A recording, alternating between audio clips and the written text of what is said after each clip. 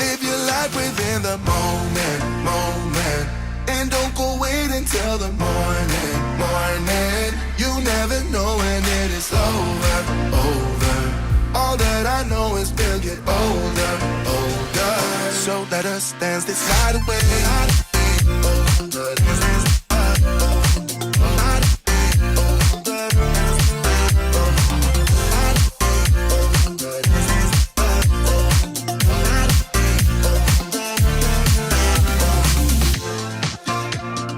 Move to the groove and the light that flickers. We get lost in the crowd, it's getting thicker. We get away from the drinks and chatter. Haven't said a word, but it doesn't matter. Feel the air get thinner. I'm standing in a blurry dream. No one else can see us. Live your life within the moment, and don't go wait until the morning. You never know when it is over. All that I know is we'll get older. So let us dance this night away.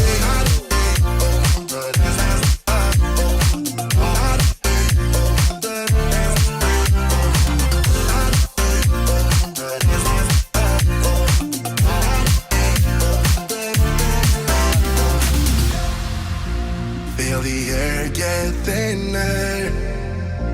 I'm standing in a blurry dream.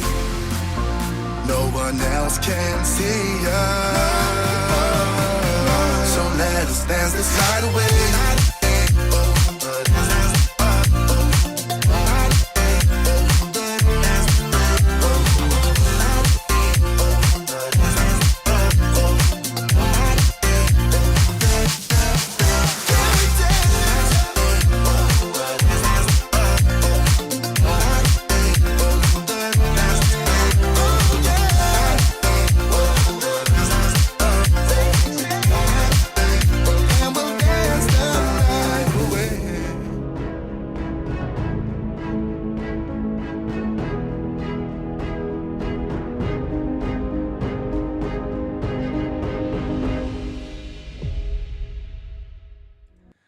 Oh, good evening, good evening. I hope you can see me.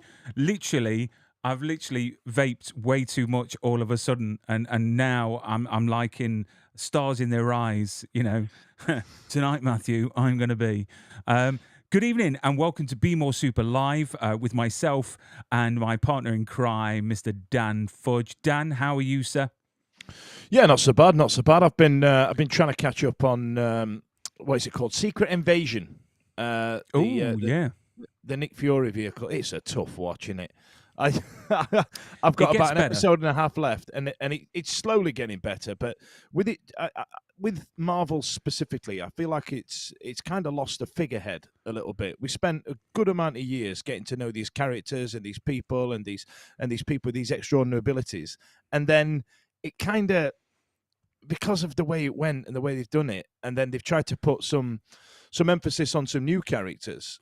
I've not really got as much invested. And then since Endgame, you know, WandaVision was poor, Winter Soldier and Falcon was poor, and they don't really add anything. And this one specifically is just a real difficult watch. But I believe I'm holding out on the last episode to bring it all together. Well, I watched the last episode today, and it does get better. It gets a bit ridiculous in places. Don't get me wrong, I enjoyed it. Olivia Colman, for me, made the show. I just think that she could do anything and she would be fantastic. So yeah, I you know what, I hope they make a second season. That's all I'm saying. I'm not going to spoil it for you, but today we've got an awesome voice actor coming on the show very, very soon.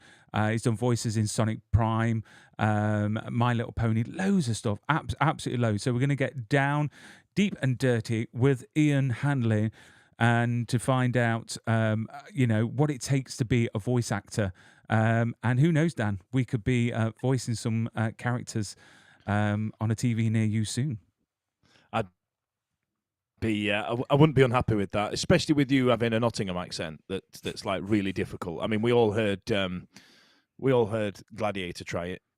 What's his chops? He was all right. Russell Crowe. I thought actually compared to Kevin Costner in Prince of Thieves, of course. He had an American accent, and America wasn't even discovered at the time of Robin Hood. But talking about actors, I want to show you a picture, and please tell me, do you think these are the same people? Because I saw this on Twitter, and it freaked me out, to be fair, because I'm a massive 24 fan, as everyone knows. Lucifer as well, and other shows like that. Would you say that they are the same person?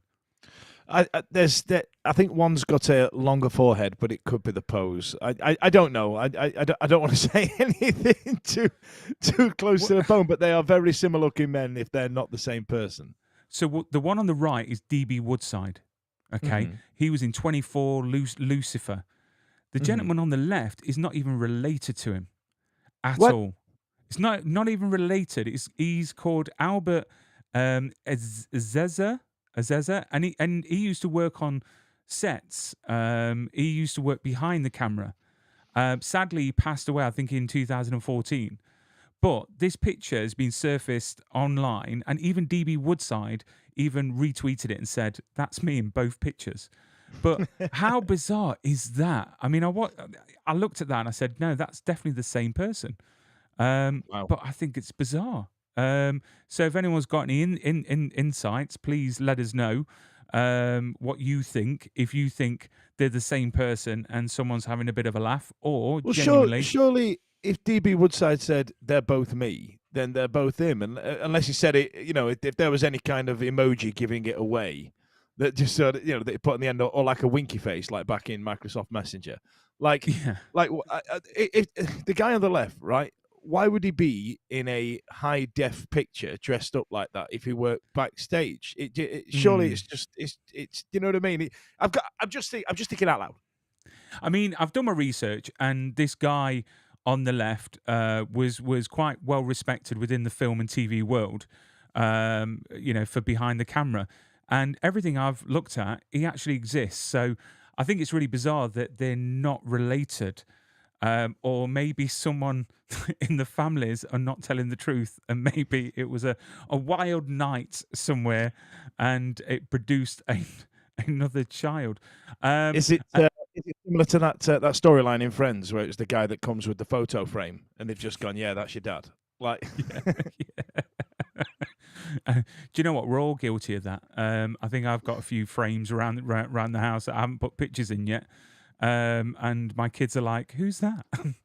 And then the other thing I want to do, just cover off quickly, is Margot Robbie starring currently in Barbie at the cinema. Have you seen it yet? Have you actually gone? Because me personally, I'm not a Barbie person, so obviously I'm not going to go. But apparently, it's been doing well.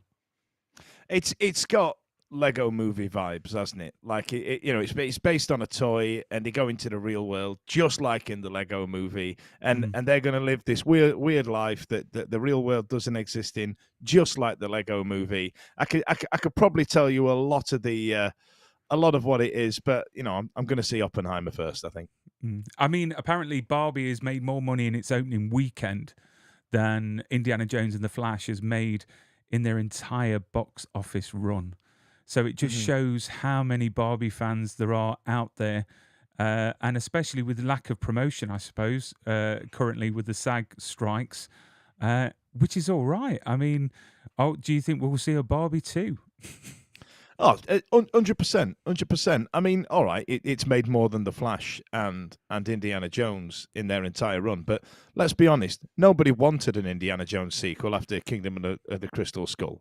And Ezra Miller's a wrong un. So, is it surprising? And this one's got the Queen in it. So, Yeah. Yeah. I mean, the thing is, though, the cast in Barbie is incredible. I mean, the amount of cameos in it. I mean, I suppose I'll watch it when it comes out on demand or streaming with the girls. But luckily, my girls haven't said, "Daddy, I want to go and see Barbie," because I don't think I'd be able personally to sit through it. I'd have to take a few drinks with me. And then, obviously, Beetlejuice 2 has stopped filming because obviously everything stopped filming with the writer's strike and now the actor's strike. And in Vermont, where they're actually filming the movie, all the sets are still there. So there's been loads of people online taking pictures, showing, where everything's being filmed, but something's been stolen. And this piece is quite iconic from the first movie. I'll bring up a picture. So this here, let me find it. This is actually a post from the Vermont police in America. And this is what they actually said on Twitter. They've said, "We tried saying the name of this stolen statue 3 times, but it didn't come back. We're investigating the theft of this £150 sculpture from the Beetlejuice 2 set, along with a lamppost topped with a pumpkin decoration." And they've even got a number there. So we're doing a public service now. So if you've got any information, call them on 802-748-3111. I'm going to pretend to make a note of that, Brian, but I'm also going to check on Wikipedia, on eBay straight away, because this thing scared the bejesus out of me when I watched that movie, because we weren't old enough to watch it and we didn't really get the humor that was in it. We just thought it was quite funny. And it's Beetlejuice is one of those franchises like RoboCop and Rambo, which were movies that weren't for kids that then had a Saturday morning cartoon because all the kids had seen it. But this thing specifically, in the scene it's in Beetlejuice, terrified me. Yeah, especially as it closed. For me, it was scary as hell. But the picture actually in that picture there isn't actually the statue in question. So that is actually made by a company called Tom Spina Design. So I've got to give him a shout out because he has mentioned that everyone's sharing that image and it's not actually the image of the piece from the film. So if you've seen this statue, please check to make sure it's not a replica before you phone the police. But hopefully they'll get it back. I mean, who would steal something this obscure unless you've got a really big garden? There's a lot of 80s movie fans out there, and I'd steal it if I'm honest. If I genuinely thought that this movie's dead and it's not happening anymore, first thing I'd do is look around what I could have away with. Can you imagine getting caught with something like this?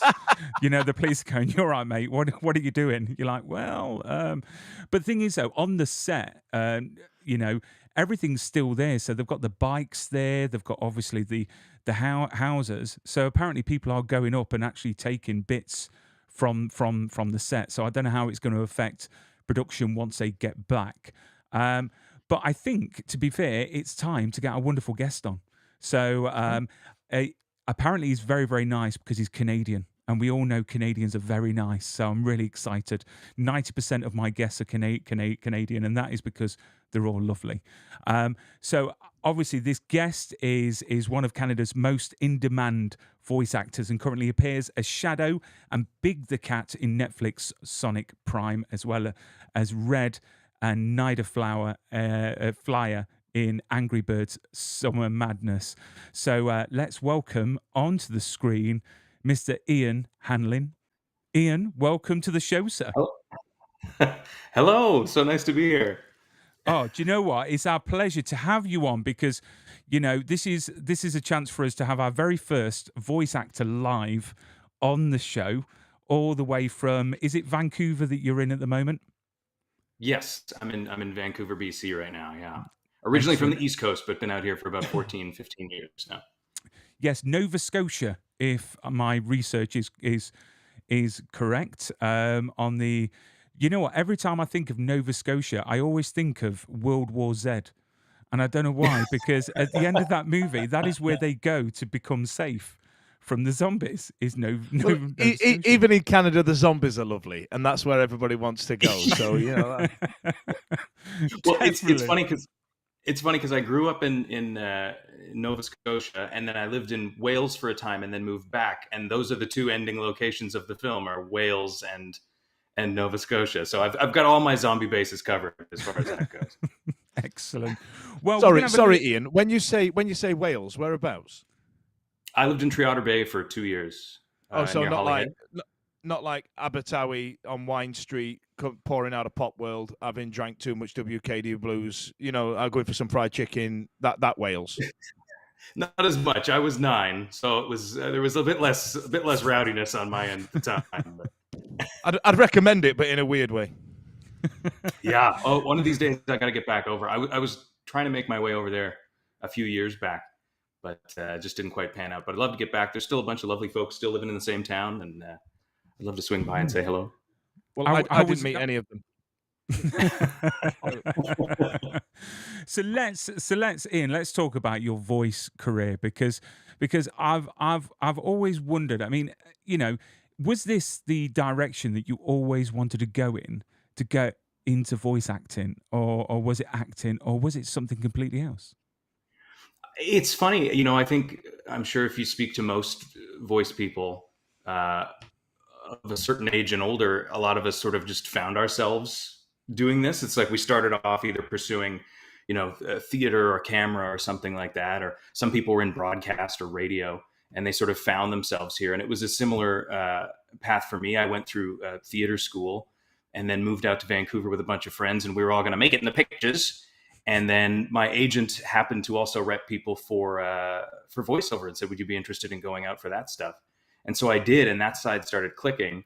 And the more I thought back, the more it made sense, because I was always the kid at school doing the voices of the cartoons and, reciting lines from films, and my poor parents sitting around the dinner table just watching myself and my brother and sister speaking to each other in nothing but Simpsons quotations that made no sense at all to them, but was a complete conversation to us. So looking back, it all makes sense. Yeah. I mean, you said in a interview that I think if you talk to the folks that I went to school with and you said that this was what I was going to do for a living, I think a lot of them would go, "Oh, that makes sense." Yeah, I think so. I think it would track pretty well. They go, "That's what he's up to these days." I can see that. I don't think he was crushing it in math, so that makes sense that this is what he's doing.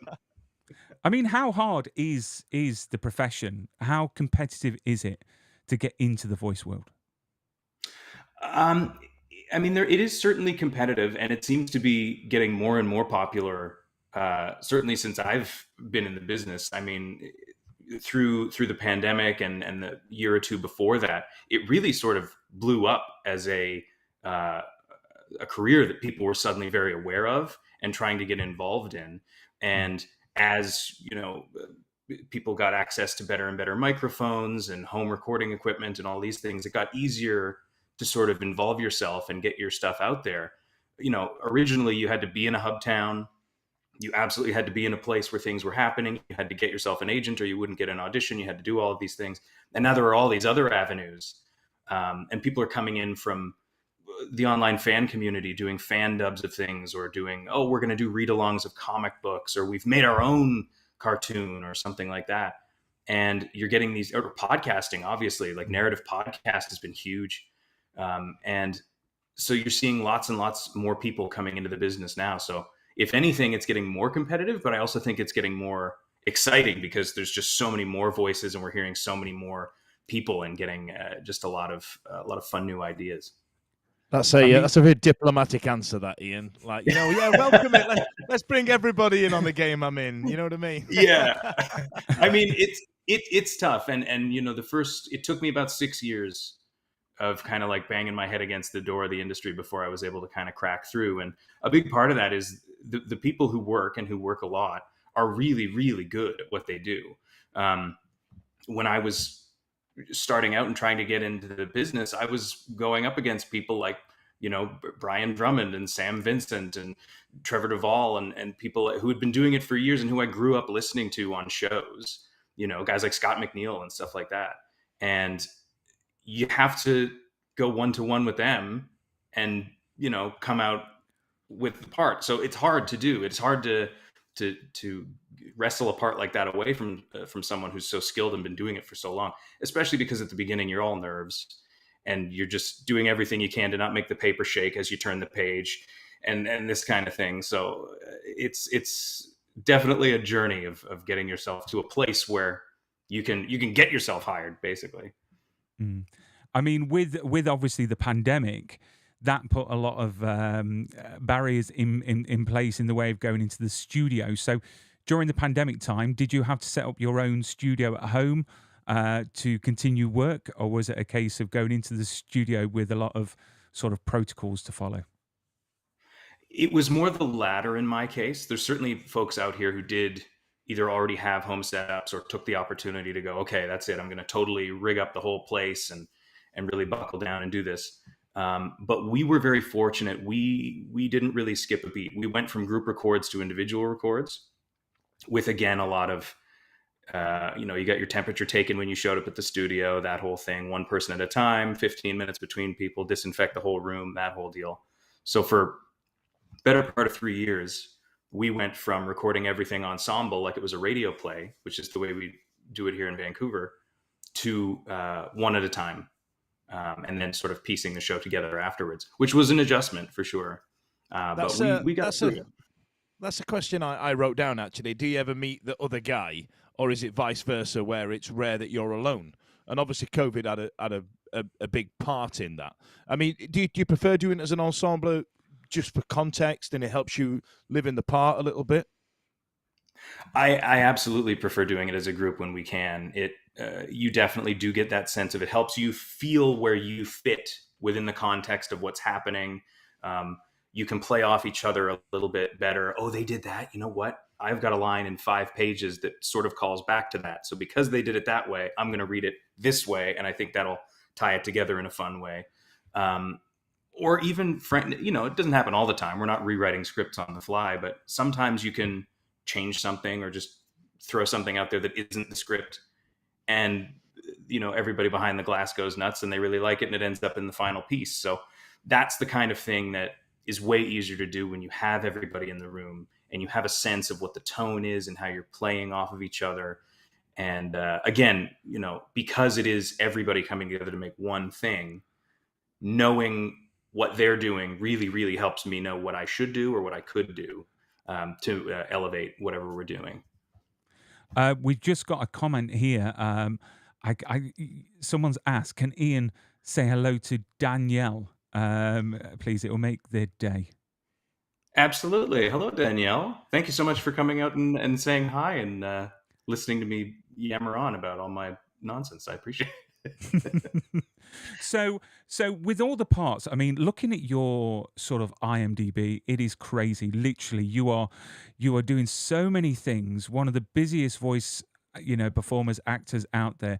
I mean, with all these voices, do you ever if you've got to revisit a certain part, do you have any difficulty remembering sort of vocally on how to do voices? It's funny. It depends on how long I did them. So if it was a longer running character, I can usually snap into those pretty quickly. So if it was, like Sunburst on My Little Pony, I don't even have to think about it. I just start talking and it just comes out that way. And that's just the way he sounds because I just did it enough. Mm. But if you were to say, okay, you were a hot dog vendor in an episode of Polly Pocket in 2018. Do you remember? And sometimes they go, that guy's back. It's the same guy. Do you remember what you did? And I'll go, whoa. And so that's where our wonderful engineers usually will pull a clip. So ordinarily what'll happen is if it's been a little while since we've done a part, they'll have a ref for us that they'll then play back and they'll say kind of, do you need to hear your ref? And even if you say no, they'll go, well, let's play it anyway, just to make sure. But yeah, it is wild because some little part of you every time you go in goes, do I remember how to do this? Every single time, no matter how long you've been doing it, part of you goes, maybe I just don't remember how this works. But somehow it keeps working out. Can I ask you about accents? Do you ever struggle with accents? Just before you came on, Ian, we were talking about the Nottingham accent and around Derby way, and it's quite difficult to get, and it's the same one as Brian's. But also, Robin Hood, albeit from French descent, was from there, and Russell Crowe gave it a bash. I mean, are there some that you struggle with, especially the British ones, because you can drive up the road an hour, the accent's different, and bread has a new name. So, you know, are there some that make you go, oh God, I've got to do Geordie today, for example? Yeah, well, and that's a real fun one too. Is just this, and as the industry has sort of moved along, I find we're getting more and more specific. You know, before it was all well and good to just kind of toss out a, you know, Mary Poppins, and everybody would be fine with that sort of, legendarily accent. But as time's gone on, it's been more and more specific, and people are doing more and more work to try and make sure that it is a more lived-in feeling sound.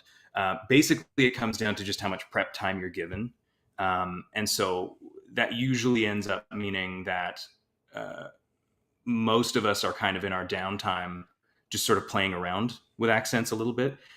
There's no substitute for knowing someone who has the authentic accent that you can just sort of sit with. I think if someone has a good ear for music, I think that's a really helpful quality to have for listening to accents and for voice work in general. Really being able to hear the kind of rhythms and sounds of the different ways that people speak, and recognizing when it's wrong is just important as recognizing when it seems to be sounding right. Come on, tell us which ones you're rubbish at, which ones make you groan, that make you go, oh no, I've got to do Edinburgh. Oh, I mean, I'll be completely honest with you, the Welsh, which is so embarrassing because I had the accent when I was a kid. I had it, and I listen back to we've got old family video and stuff, and I'll listen to myself every once in a while, and I'll just go, I can't get back to that place, which is funny because Richard Ian Cox is another voice actor here, and he has a lot of family in Wales. And when I told him that I'd grown up there, he just launched into this pitch perfect Welsh accent that just made me blush. And I thought, oh boy, I gotta put in some man hours on this one. But the sort of infamous difficult to nail accent for voice people tends to be South African. Everybody, tries to struggle against that, and it ends up sounding very Crocodile Dundee all of a sudden, and then shades of Taika Waititi, and sort of, so it's kind of all over the place. But I've succeeded less often than I've failed, but we keep trying. So when we talk about the voices in the actual show, so for example, Sonic Prime that's on Netflix right now. Let's talk about Shadow. How did that voice come about? Was that something that they worked with you to develop, or were you sort of left to your own devices to develop that yourself? So when those auditions came through, it was a smaller group of characters that were originally being cast. It was sort of like the sort of primary 5 characters. And I got a call back for one of them. And then in addition to that callback, they said, we also want you to read this other character, which was Shadow. And so I thought, okay, I'm somewhat familiar with who this character is because they've become something of an internet presence over the last however many years. And so my partner, Caitlin Bairstow, is also a voice actor, and she's very familiar with Sonic. And so she sort of put me through the boot camp of like who this person is and what their deal is. And I watched a little bit of just sort of like a smattering of just the character from a bunch of different people, because I didn't want to get too locked into what anybody else had done before, just because I didn't want to feel like I was just, he figured it out, I'll just do what that guy did. So I tried to just get a sense of who the guy was, and then just going in thinking, well, if it was me, I'd do it like this. And so I just kind of gave him this, fed up, almost older brother energy, who's just like, this would be so much easier if you just let me do it. Why? But it's got to be you. So, okay. And so this level of just like frustration more than rage or any kind of hatred or anything like that. It was just this idea of, this is so annoying that it has to be you and not me. So let me just get us through this. And if you would just listen to me, this would go so much more smoothly. So he came from a place of kind of, what if the coolest guy in the room who could handle this at the snap of a finger for whatever reason, just can't deal with it. And he's got to go through this other guy who just frustrates the life out of him. So that was a really fun approach. And I really have to give credit to the writers, because they had really made a point of going in there and really putting some meat on the bones of all of these characters to make them all feel very fleshed out and very lived in. So that was great, because it was all on the page, and then it was just kind of on me to not, have a voice crack while I was speaking the lines. But yeah, I tried to just kind of go my own way with him, and we had a table read with the sort of production team, and there were some people from Sega there as well, and they seemed to be on board pretty much from the jump with what I had come up with. Was, yeah, that's kind of exactly what we're thinking. Sometimes you just get lucky, and where you throw the dart is kind of where they were hoping it would hit. And I got very fortunate with Shadow, that it kind of landed with what they were looking for.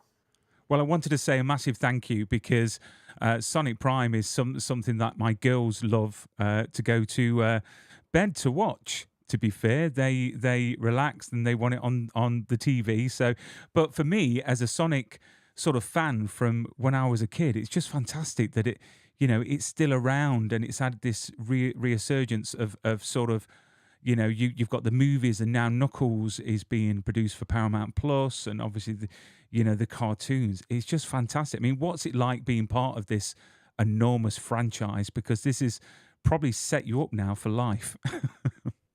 It's very, very cool to get to do any kind of legacy characters, to be part of a big known thing like that. Because same, I grew up playing Sonic 2.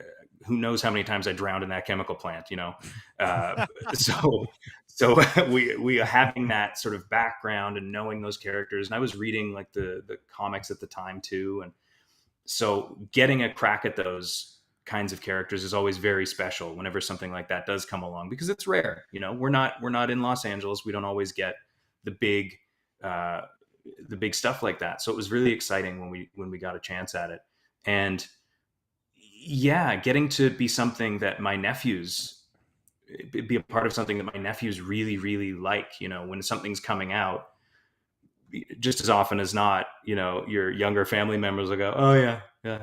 But this one, for whatever reason, really seems to have hit with a lot of people and a lot of kids. And that's been really cool to be a part of this moment in time with these characters, because as you say, they're really having a moment with the films and with this new show that's coming out with Knuckles and our show, and the games are doing really well. So very, very fortunate timing, and very, very fortunate that I was again able to figure out something that worked for them, that they liked, and now I get to be a part of it. Do you have a hero, Ian? So, for example, like on the scale of voice actors, you've got like Mel Blanc or even Mark Hamill, who's a very talented voice actor, and then on the other end, you've got Vin Diesel saying the same 3 words over and over again. Like on the scale of Vin Diesel to Mel Blanc, is there anybody that sits on your registry that where you go, I want to be as good as those guys? Oh yeah, I mean, my mind always goes to Billy West. Is sort of like a guy who I just really admire the heck out of, and his range is incredible, and he's just so quick with everything. He's always somebody that I think about in that regard.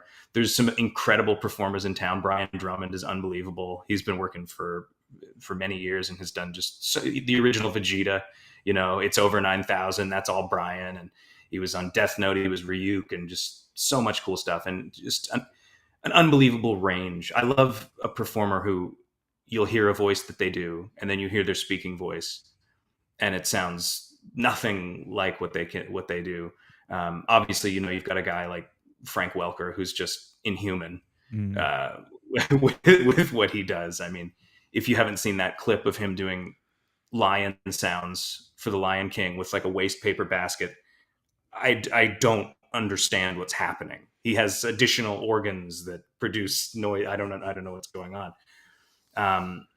They're just incredible. And there's a lot of, new people coming up who are really amazing, and people who maybe aren't as internationally known. I mean, Devin Mack, who plays Sonic on Sonic Prime, has been working for ages, and he's incredible, and he's so versatile. It's unbelievable. And so getting a chance to work with him has also been a real sort of professional thrill for me too. I mean, Vin Diesel, though. Oh, I'd love to work with Vin. You sign me up. I'll be part of the family. No problem. Yeah, you'll get most of the dialogue. If that's actually not too bad, you know what I mean. So I tell you what, I did have actually here. I had a question when we knew you were coming on, Ian, saying, and it's quite a throwaway comment. It's the type of thing I say, and it says here, "Are you getting annoyed at Chris Pratt swallowing up all the good gigs?" But then looking through your career, you've actually taken one off him. This is fun because I used to joke. I say I've got 2 of the 3 Chris's. I've got Chris Pratt, I've got Chris Hemsworth. I guess I have to do a Chris Evans and maybe a Chris Pine, and then I'll have the 4. But yeah, I mean, it's Hollywood stars have been doing cartoons for a long time, and there's always going to be kind of an emphasis on getting them in the big sort of movie things in particular. Some of them are really, really good at it. Some of them are great at it. I think Jack Black in Super Mario Brothers was fantastic. He destroyed that. It was unbelievable. And I thought Chris did a great job in that too. I thought he was, for all everybody's going like, what's he doing? I thought it was great. He was great. I have a little signed Lego Owen Grady from him that he sent up when I was doing Lego Jurassic World. So that was fun. Amazing. Yeah, it's as long as they're caring about the project and you can tell that they're taking it seriously and they want it to be good and they want to do a good job. I'm okay with them participating. Now, I'd love to see more, straight up voice people get opportunities on those projects as well. But some of these A-listers are doing a fine job, and that's okay. I mean, I've got to mention here Anne-Marie Campbell. Ninjago is actually something I've never seen. It's something I've never seen, and I need to see it because apparently it is extremely popular. I mean, apparently your character in it, she's got over 600 photos of him, which is so obviously the fans are quite passionate. Yeah, I got to be a Chronix, who was one of 2 brothers who were part of a group called the Hands of Time. And so they were the elemental masters of time. And that was a really fun time. That was one of the first villains I ever got to play for a whole season run. Myself and Michael Dangerfield got to do that together. And that was a blast because villains are always the most fun. They always get to, chew up the scenery and ham it up, and you get to say the big cool lines and then walk away. And so that was a real treat. And he was a bit of a ham of a character too. So that was really fun. I love it. I need to check it out. But Anne-Marie, thank you so much for that comment just there. So obviously your voice is an instrument. It's your livelihood. So have you got a regime on keeping it as supple as it can be and in a healthy way? I mean, do you gargle salt or have you got a regime? There's definitely a couple of sort of little toolbox items that we have. There's some stuff called ninjam, which is like a sort of Chinese herbal medicine that's basically made from honey, and it's thick as molasses, but it really helps if you're having sort of a scrapey kind of day. We'll put it in tea or just do it straight, and that almost every voice actor that I know of has at least one incredibly sticky bottle of it somewhere. Throat coat tea is also great. Phonating with a straw is really helpful. You just sort of blow through a straw and make noises through that. That'll help reset your larynx sometimes. But for me, the big one was just not pushing too hard at karaoke or going to a concert and not trying to fight the band to hear my own voice over the concert. That was another lesson I had to learn. So yeah, self-control and self-reflection, I think, are the big parts of my system. I tell you what, I wish I had the same self-control when it came to karaoke. Now, I tell you what, this is a world I've dabbled with a little bit, and do you know what? All those things you've just told me, I've now made a note of because it's about time I did something with it. But do you do have you got impressions? Is that how do you ever practice? Do you ever go, oh, I've got a really good Al Pacino or Michael Caine or Christopher Walken? You know, the ones that everybody does. Oh yeah, and those were always the big We called those the waiting room voices because, it's like, well, they're never going to let me do this on the show. So in the waiting room, everybody starts trying to out-walk each other.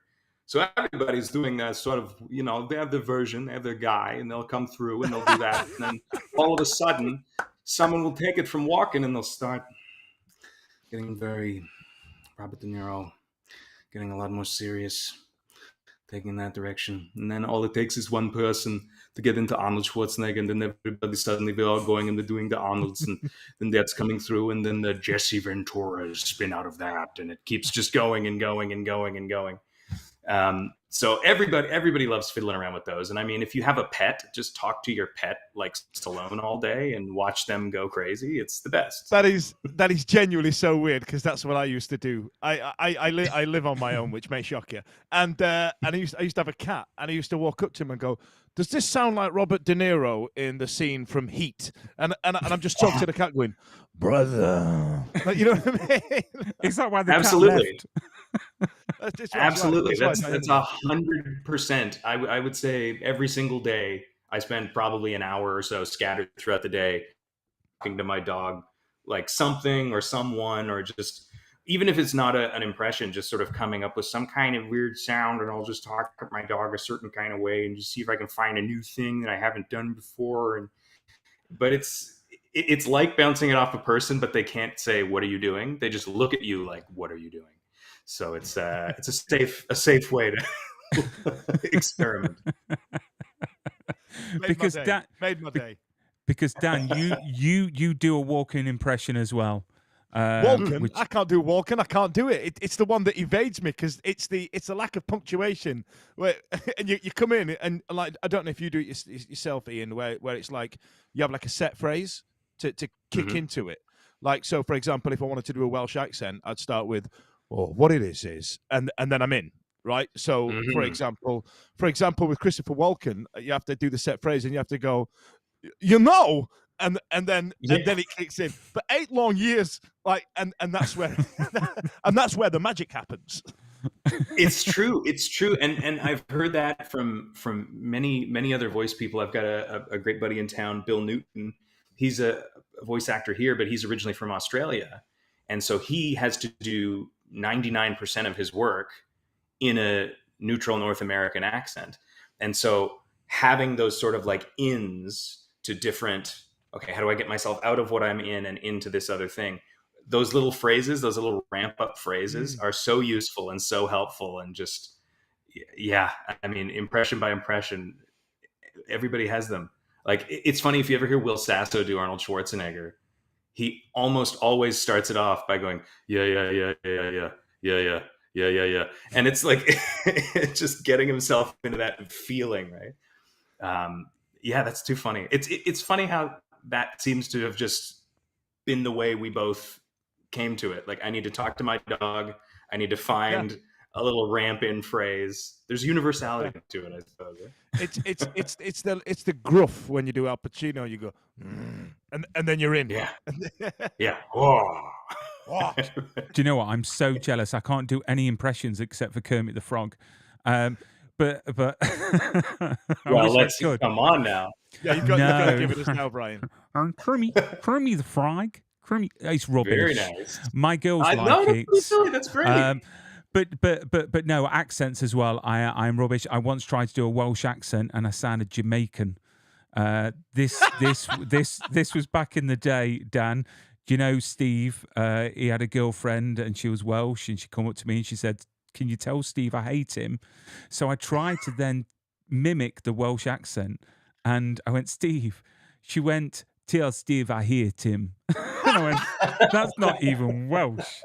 Do you know what I mean? It's not even Jamaican. God knows what it is. Slid into a patois. I love it. Yeah, exactly. So looking at your career, Ian, I mean, have you got a moment that you're most proud of, that you think, do you know what, this is going to be in the bank as my proudest moment forever? Ooh. I mean, there's been a lot of really cool stuff I've been able to be a part of. I was really proud of what we did on Sonic, and And on Angry Birds Summer Madness, that was really cool too, because that was the first one that I did during the pandemic where we were all split up. So that was the one that we all kind of did in isolation. And I was playing two different characters on that. And I was really kind of curious about how is this all going to fit together? Am I going to be way up here, or am I going to be way down here when everybody else is up here? And so I really had to put a lot of faith in our director, Terry Clausen. And he really threaded that needle beautifully and made sure that we were all in the right spot. And that show turning out as wonderfully as it did, especially given the circumstances, like people were remoting in and everyone was all over the place. And I'm really, really proud of that show. That we did a lot under a lot of really crazy circumstances there. And My Little Pony too. I've been really blessed by the super positive response there. A lot of people were really, really enthusiastic about that. And that was one early on in my career where I went in for the audition and I got a call back and they brought me in and I was going to do exactly what I did. And I got about 3 lines in and they stopped me and they said, less cartoony. And I had previously panicked about that kind of thing, being like, oh, but that's what you brought me back in for that. So what do you, and I just remember having a moment where I just thought to myself, take the note, just take the note. And I did. And I just toned it down a half step. And the director turned around and he was like, all right, great, get out of there. Thanks so much. And I left. And then I got a phone call 20 minutes later and they're like, you got it. And that recognizing that I was at a place in my career where a note or being told to change it wasn't going to be like, well, what am I supposed to do? Just take the note and roll with it. And recognizing that I could do that and I had gotten to another sort of place, that was a super proud moment for me of just going, yeah, I can adjust it. Doesn't mean I did it wrong. They just want me to change it. There was, I mean, looking back at that audition that you're being very modest here, Ian. You played about 14 characters in that first run of My Little Pony, and then as I go down, you've got like one, which kind of means you've made it as an actor, right? You're not the jobbing voice actor anymore that's filling it in. Like it's like this is the guy, he plays this one guy. You're like, is it Yardley Smith who plays Lisa Simpson, and that's it? You know what I mean? Like you're Snip now. That's it. Yeah, it's like, this is you. You're the guy. It is fun because usually, if you're one of like the core sort of people on the show, they'll tend to throw you less of the other stuff because they're trying not to get too much bleed between voices. But I always also love, and that's great. But I also love coming in as like a guy on for the day, because then usually it's like, okay, we've got you for this one. But we also have these 3 other things that each have like 2 or 3 lines, and can you just come up with all of it? And sometimes you don't find out until you're there and you're recording, and it's like, on page 6 there's a principal, Ian, that's you, and then on page 20 there's a dog catcher, Ian, that'll be you, and you're just okay, but that's the record, so you've got to just try something. And those are really fun because you get to just totally take a big swing in front of a bunch of people who also are taking big swings. And it's awesome when it works, and it's just as fun when it totally falls flat and does not work at all, because everybody knows, and it just becomes this big, like, what was that, as soon as the take ends. And those are the best. That's what I like the most about recording with a group of people, is just seeing everybody's choices. When they work, it's amazing, and when they don't work, it's amazing. That is awesome. I mean, I'm looking at the time now. Literally, we could chat for absolutely hours. We really could. But I've got another question. So say, Ian, that 2 slightly middle-aged men wanted to get into voice acting, you know, and they wanted that shot of actually doing not impressions for one, because he's not very good, but the other one's very good. How would they get into the business? What advice would you give them? Well, the first bit of advice I give to everybody is get comfortable with just your normal voice before you're going to worry about doing any kind of other character stuff. That's all great and that's all awesome, but you really need to understand the parameters of your normal speaking voice, how high it goes, how low it goes, without pushing it into like another thing. And then from there, if you understand that, it makes everything else so much easier because okay, I'll go to the left of this, or I'll go above that. And so really understanding just your normal speaking voice and being comfortable with hearing it back, which is a lot. I know hearing our own voices back is like, oh, really? But getting comfortable with that. And then there's a lot of really, really cool fan-made stuff that just does casting through Twitter, where they're like, hey, submit a sample or submit this. If you can put together a voice demo, which, I mean, again, getting easier all the time, right? You used to have to find a studio and track down an engineer and get a bunch of scripts from these things and then pay all the stuff to get it. You can put something together to show, as like a start, to show what you can do so much easier now than you could 15 years ago. So having a little sample or a little something like that, a few characters that you like, I would recommend not putting like direct character impressions, like having a Homer Simpson on your demo. It's like, that's awesome and you nailed it, but that job's taken. So I tend to lean more into like archetypes. Give us like a strong hero type, give us maybe more of a nerdy thing, give us like a scientist or whatever. Having that, a little bit of that. And then there's, again, all sorts of fan-made stuff getting made online. And they're always in need of people who are willing to come out and sort of like lend their voices to things. I would maybe recommend away from the pay-to-play stuff, like Voices 1, 2, 3 and stuff like that, just because, one, I'm always a little bit dubious about paying to audition. I think that's a little bit predatory, and in the professional agent sort of side of it, that doesn't happen. You don't pay to audition. And a lot of them now too have little riders written in where it goes, oh, by the way, we can take your auditions and we can take your work and we can make AI stuff out of it. And then that's one and done. You got the one job and now they've got your voice and they don't need to ever hire you again. So I'd be very careful about those. But yeah, honestly, direct casting through Twitter can be a lot of fun. Ask around. There's a very, very, very vibrant voice community online. And just make sure that you're having fun and that if you are signing anything, make sure that you're reading it. I've made that mistake before. I didn't properly read something that I signed. So just make sure you read everything properly and never lose that sense of play when you're doing it. I think there's a real temptation to get it right. And, they're asking for this, so I need to give them exactly. But what makes us interesting is that each of us brings something unique. And so I always try to think of it as, here's how I'd do it. And that might not be the way you want it done, and that's totally fine. I think if it was me casting it, I'd do it this way. And so just being open to making that offer. And if it doesn't go our way, it doesn't go our way. Most of them don't go our way, but some of them do. And that's great when it happens. That is awesome advice, Ian. Ian, thank you so much for coming on to the show. It's been an absolute pleasure. We would love to have you on again in the future. So if you want to come on again and we could talk about future projects, that would be awesome. But Ian, thank you so much for coming on to the show. Keep safe and stay super, thank you, as they say. All right, sir. Thanks so much. You too. Take care.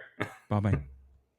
Bye. So there we go. How amazing was that? What a top guy! What a top guy! I can't believe how much you've rattled on with him. That's you know what I mean. I'm like, I could have gone on for like another 45 minutes as well. I wanted to tell him the story when I got in trouble with Ofcom for fiddling all the radio prizes back in 2008, but I don't know if I'm allowed to talk about that. Maybe not. But yeah, I had loads of questions because it's fascinating, isn't it? It's not, would you say it's more difficult to be a voice actor than an actual actor? Because it's sort of, you've got to do everything with just one thing. I suppose on screen, you've got all of that to, to show the emotion. But with voice acting, you've got to do it literally just by your voice. I think that comes across though, like he was saying when he did it as an ensemble, and you will stand there, you will wave your arms, you will scream into the air, you will, and that really comes across in the emotion of doing it, and it's clear that Ian's really passionate about his trade, and Honestly, he's an absolute dreamboat as well. So I could have just sat there just staring into his eyes the entire time. I know. I mean, people have said that I've got a face for radio, but him, he's a good-looking lad, as they say. But next week we've got another guest, which is awesome. So this guest has been in Memphis Belle, Designated Survivor. He's been in Dollhouse. He's acted opposite Brad Pitt in Moneyball. It is the awesome Reed Diamond. So he's going to be coming onto the show next week. He can't talk about any promotions for, obviously, because of the SAG strike, but we're going to get him on to find out the pitfalls of being an actor, the ups and downs, and also find out from firsthand, from an actor, how important these SAG strikes are. He's been on my show before. He's absolutely diamond. And guess what? He's been drinking in Skegness. What? Why? So when they were filming Memphis Belle, put this image in your head, right? Because I said to him that I used to be a redcoat, and he went, "What? At Butlins in Skeggy?" And he was like, "Yeah." And it just blew my mind. And he said that when they were filming Memphis Belle, they all went to Skegness for a night out. Sean Austin. Harry Connick Jr., Billy Zane. Can you imagine? So I got that ropey bar that I used to DJ from with the speedboat in it. He could have been in Fat Louis in Skegness. Exactly. So I'm sure that, obviously we can't mention what project it was, but I'm sure we're going to have a really, really good chat because Reed is such a nice guy. And when I decided that we should be doing lives, he was the first guest that I thought that I need to get on the show because he's just been in The Mosquito Coast on Apple TV. He's been in Bosch. He's been in so much stuff. He really has. So that is Reed Diamond for next week. But Dan, have you enjoyed yourself? Honestly, can we get him back and just have a chat and a glass of wine or something? I know. But the thing is, though, this is a wonderful thing. If anyone's watching and listening, if you'd like us to have a guest on for a chinwag, please let us know. But for the people that have commented, thank you so much. If you could hit subscribe, like, and share, it helps the channel and it helps us get more guests on, and it shows us a bit of love. Me and Dan, we like likes and subscribes and everything like that. But I bid you farewell, my friend, and see you next week. See you later.